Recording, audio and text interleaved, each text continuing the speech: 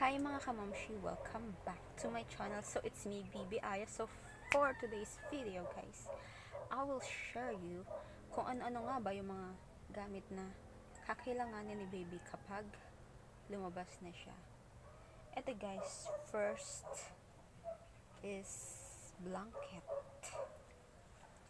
Actually guys, dalawa yung blanket ni baby ko.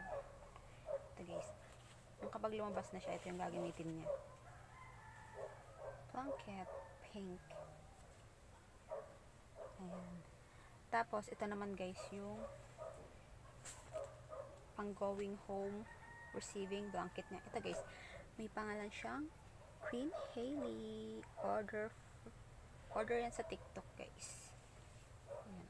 Cotton, 100%. And, ito guys, of course, baby need it. Ito, kailangan niya yan guys. Ano tawag dyan?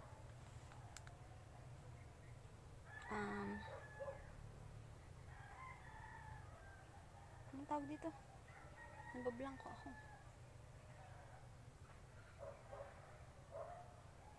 Bonnet. Yan, bonnet. Siyempre, meron ding mittens. Yan. Ito guys, may iba pa akong mittens, yung may style color. Yan. Actually, sa DIY ko siya guys binili. And then ito yung isa. Yan. How cute, diga. And then booties. Booties. So cute. Ito guys, kailangan din to, yung pangbigkis sa pusod. Yan.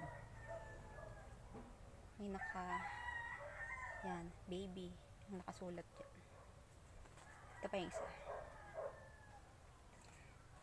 Ito pa yung iba. Plain lang siya. And then, kailangan niya din to guys. Yan. Actually, tatlo yan guys. Yan. Diba? It's so cute.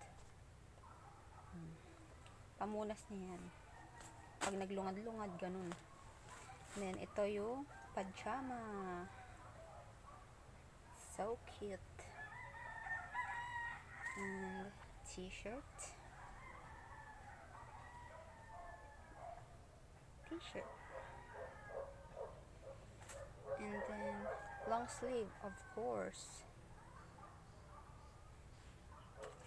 Meron pa ako ditong pajama guys. Kaso, masyadong malaki. Kaya, hindi niya pa agad magagamit. Pag siguro, pag nakailang months na siya. And, panties. Panties.